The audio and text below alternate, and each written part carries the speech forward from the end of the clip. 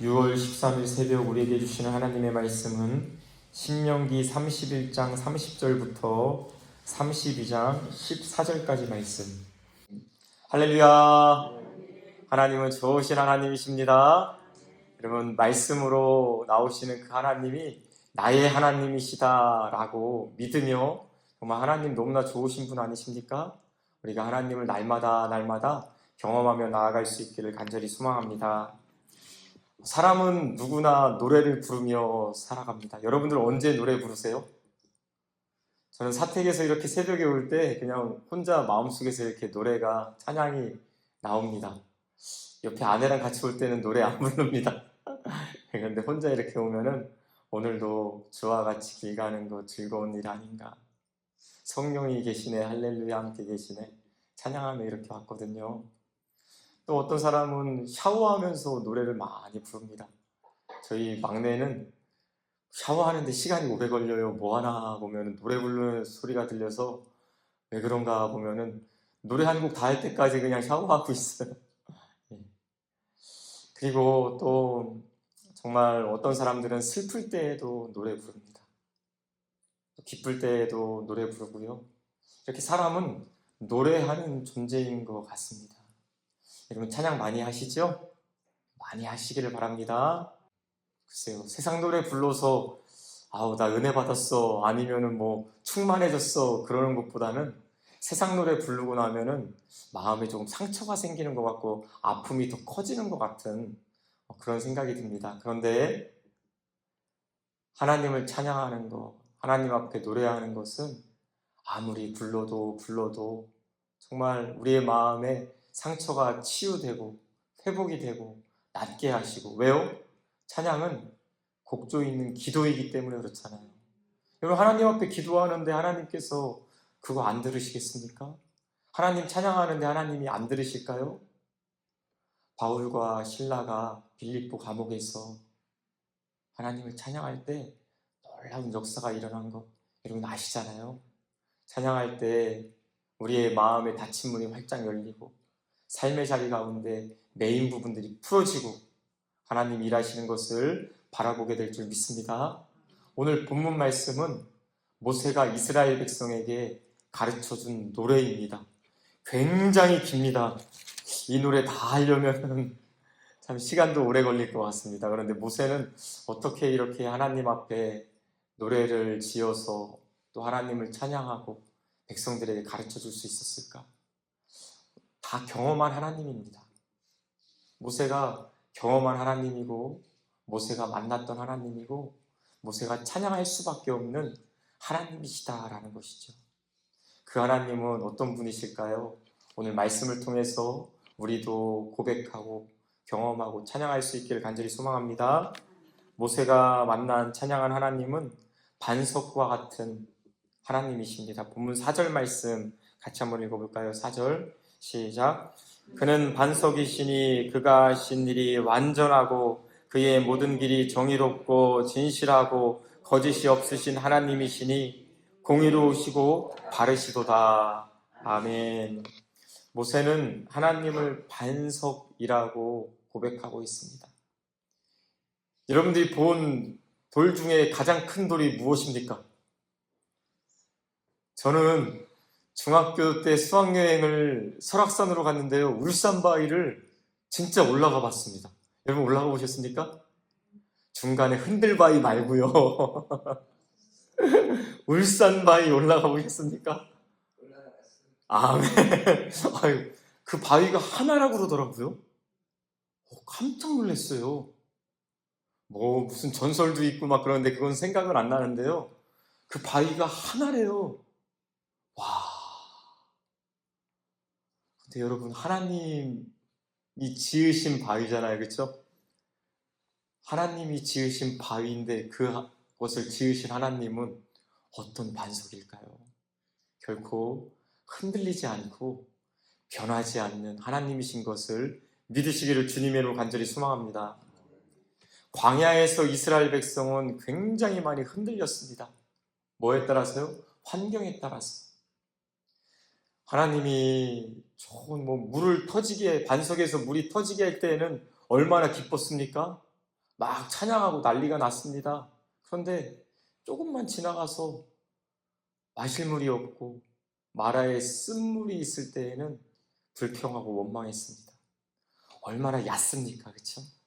그 믿음이 얼마나 얕습니까? 그런 반석은 흔들리지 않습니다.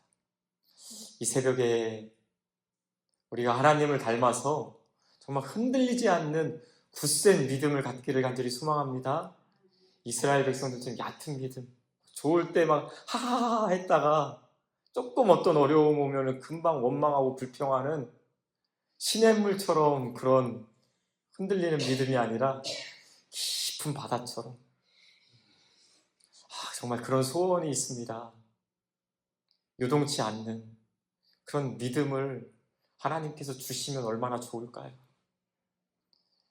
근데 우리는 너무나도 얕고 때로는 너무나도 정말로 흔들리고 또 너무나도 좋았다가 안 좋았다가 참 제 주변에 있는 사람들이 그렇게 흔들리는 저의 모습 보면 얼마나 불안할까. 가장으로서 흔들리지 말아야 되는데 흔들리는 모습을 보면 얼마나 불안할까. 성도님들이 목회자로서 흔들리지 말아야 되는데 흔들리는 모습을 보면 얼마나 불안할까.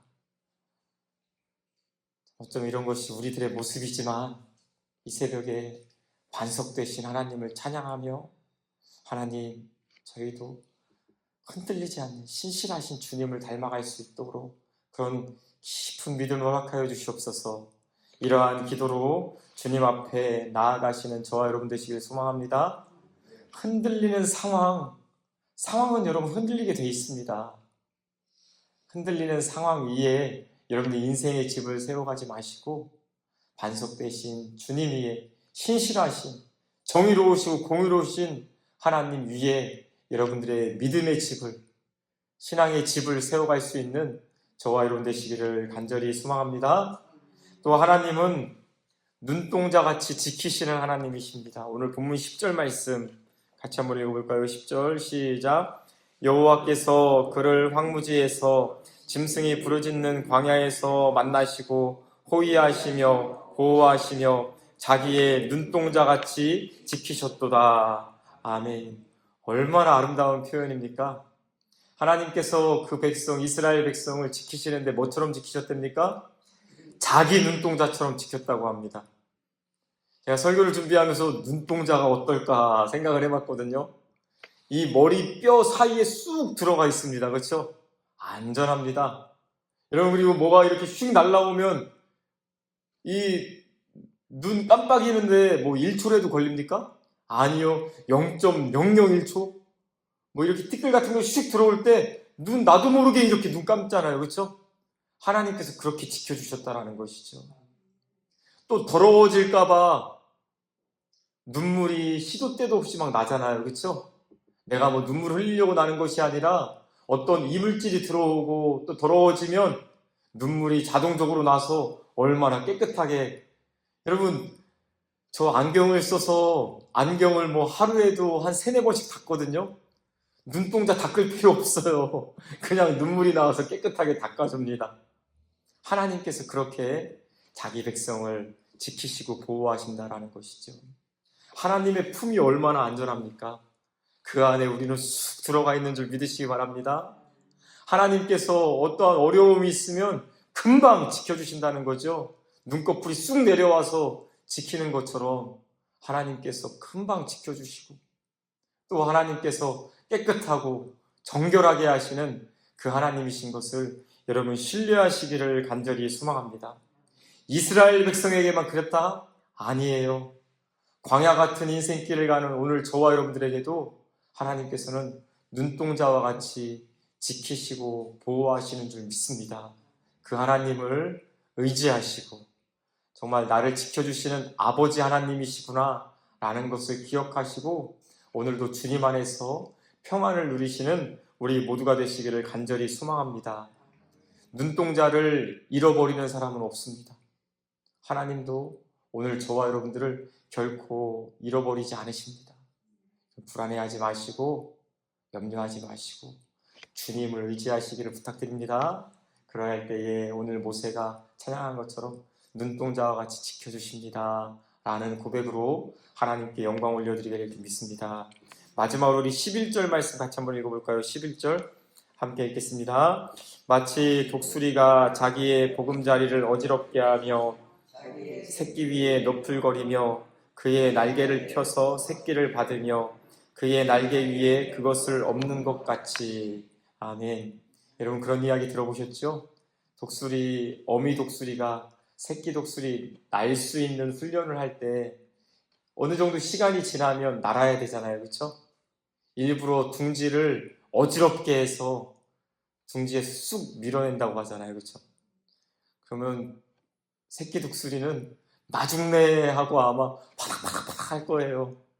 휙 떨어지면 그때 누가 옵니까? 어미 독수리가 와서 받아주잖아요. 하나님은 받아주실 수 있는 능력이 있기 때문에 우리가 감당할 수 있는 어려움, 시험을 주세요. 아니, 내가 감당하지 못할 때에 하나님께서는 와서 받아주십니다.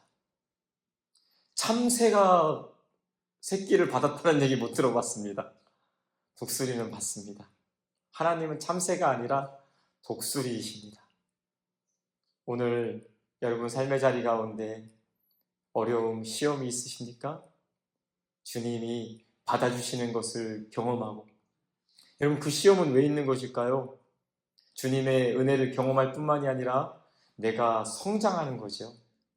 나를 성장시키기 위해서 하나님께서는 때로는 나중내하는 그런 시험을 주세요. 새끼 독수리가 나중내하면서 파닥파닥거리는 것처럼. 그러나 죽이려고 시험 주시는 것이 아니라 우리를 성장시키시려고. 초등학교 운동장에 가본 적 있으시잖아요. 초등학교 때는 정말로 그렇게 커 보이던 운동장이 가서 보면은 큽니까? 작습니까? 아이고, 여기를 내가 못 뛰었어? 달리기 하면 맨날 꼴찌 했는데 여기를 내가 못 뛰어서 그렇게 힘들어 했단 말이야? 왜 그렇습니까? 운동장이 바뀐 거예요? 우리가 성장한 거잖아요. 성장하면 그렇게 정말 그런 기쁨이 있을 줄 믿습니다. 신앙생활 하는 가운데서도 여러분 성장하셔야 돼요. 정말 하나님 앞에 갈 때까지 성장하셔야 돼요. 그냥 그 모습 그대로가 아니라 맨날 그 허덕허덕하는 그런 것이 아니라 성장할 수 있기를 바랍니다. 성장하려면은 어려움이 있으셔야 되잖아요. 그 어려움 가운데 하나님이 독수리, 어미 독수리처럼 날아와서 너풀너풀 날아와서 정말 그 새끼를 받아주시는 하나님, 그 하나님이신 것을 여러분 믿으시고, 혹시 지금 어떤 어려움이 있으십니까? 성장의 기회인 것을 여러분 확신하십시오. 그리고 정말 내가 힘이 들어서 못하겠습니다 하면 하나님 앞에 기도하세요. 그럼 하나님이 받아주시지 않습니까? 그러면서 점점 믿음의 근육도 붙고 정말 어려움도 뛰어넘을 수 있고, 이렇게 성장하는 기쁨이 날마다 우리 교회 모든 성도님들에게 넘치시기를 간절히 소망합니다. 우리를 훈련시키시고 성장시키시는 하나님은 참새가 아니라 독수리입니다. 하나님 의지하시고 또한 성장할 수 있는 그 시험을 잘 이기는 우리 모두가 되시기를 간절히 소망합니다. 여러분, 모세가 하나님을 반석이시라고 경험하였고 찬양하였습니다. 눈동자같이 지키시는 분이라고 경험하였고 찬양하였습니다.